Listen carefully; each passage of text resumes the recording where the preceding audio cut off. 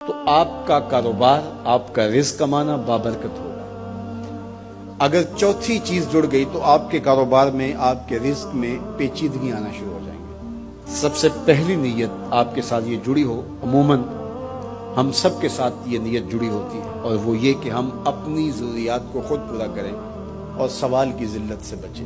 دوسرا مقصد، جو میرے زیر کفالت لوگ ہیں، وہ بچے ہیں، بیوی ہے، بوڑھے والدین ہیں، وہ چھوٹے بہن بھائی ہیں، یا جو لوگ بھی میرے زیر کفالت ہیں، ان کی ضروریات کو میں نے پورا کرنا ہے، اور اس کے لیے میں یہ رزق کما رہا ہوں۔ تیسرا مقصد ہمارے ساتھ جڑا ہونا چاہیے، اور جب بھی ہم کمائی کر رہے ہیں تو ہمارے ذہن میں یہ بات ہو کہ معاشرے کے وہ لوگ، وہ میری گلی میں ہیں، میرے رشتہ داروں میں ہیں، میرے محلے میں ہیں، یا کہیں اور ہیں، جن کا کوئی کمانے والا نہیں ہے اور مجبور ہیں، میں ان کی مدد کروں۔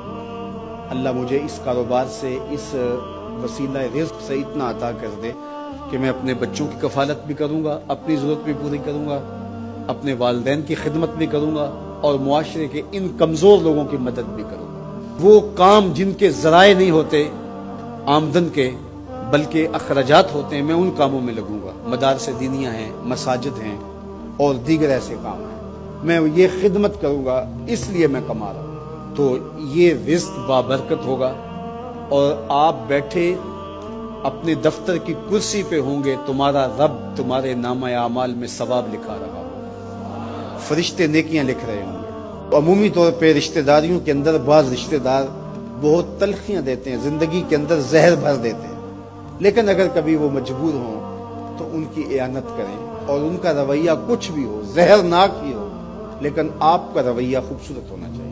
آپ مجھے اگر پوچھیں کہ سب سے بہترین صدقہ، سب سے افضل صدقہ کون سا ہے، تو سب سے افضل صدقہ جو مجبور ناراض رشتہ دار کو دیا جائے، جو رشتہ دار آپ کا شریک بن کے ہر جگہ پہ کھڑا ہوتا ہو، ہر خاندانی میٹنگ میں، ہر خاندانی ایونٹ میں آپ کے مخالف کھڑا ہوتا ہو، آپ کو نیچا دکھانے کی کوشش میں لگا رہتا ہو، اور کسی وجہ سے وہ کمزور پڑ جائے، مالی مشکلات میں مبتلا ہو جائے، اور آپ اس کی مدد کرنے کی پوزیشن میں ہو، تو آپ کا نفس آپ کو کبھی بھی اس کی مدد کرنے پہ آمادہ نہیں کرے گا۔ آپ کا نفس روکے گا، آپ کہے گا کہ یہ تو ہمارا شریک ہے، تو سانپ کو دودھ پلائیں، اب تو اس کا سر پاؤں تلے آیا ہے، اس کو تو کچل دے، یہ تو میرا دشمن ہے، اس کو طاقت دوں۔ نفس کبھی بھی نہیں چاہے گا کہ اپنے شریک دشمن کی مدد کی جائے، لیکن سب سے افضل صدقہ وہی ہے جو ناراض رشتہ دار کو دیا جائے، اس لیے کہ اس میں نفس شامل نہیں ہوگا، اور جس عمل میں آپ کا نفس شامل نہیں ہوتا، اس عمل سے تمہارا رب راضی ہوتا ہے۔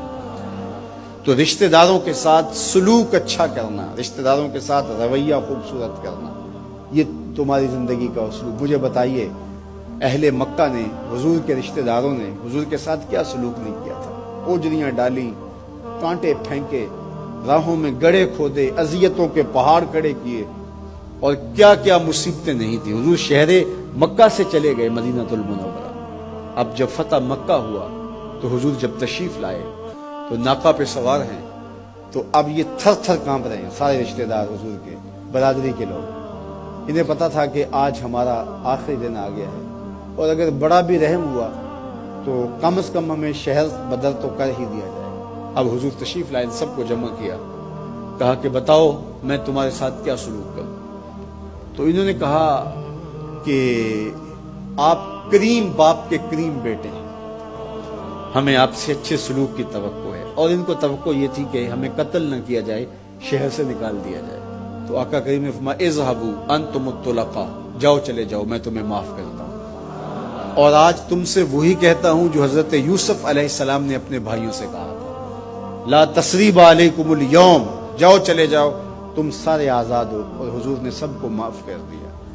معاشرے کے کمزور لوگوں کی حضور علیہ السلام مدد کرتے، ان کا بوجھ حضور اٹھا لیتے۔ دکھیوں کا، کمزوروں کا، لاچاروں کا بوجھ اٹھانے کا مزاج پیدا کرو، لوگوں کی ضرورتوں کو پورا کرنے کی کوشش کرو، اپنے کندھوں پہ بوجھ اٹھاؤ اور ان کا بوجھ ہلکا کرو، یہ مزاج پیدا کرو۔ یہ تمہارے نبی علیہ السلام کی سنت ہے۔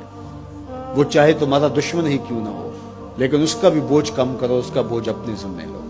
جس کا کوئی کمانے والا نہیں، معذور ہے، اپاہج ہے، لاچار ہے، زیادہ بچوں کا بوجھ ہے اور ذرائع آمدن تھوڑے ہیں تو آپ کثیر العیال لوگ ہیں جن کا کوئی مددگار نہیں ہے، آپ ان کی مدد کرتے ہیں، ان کے کام آتے ہیں، آپ ان کے لیے کمائی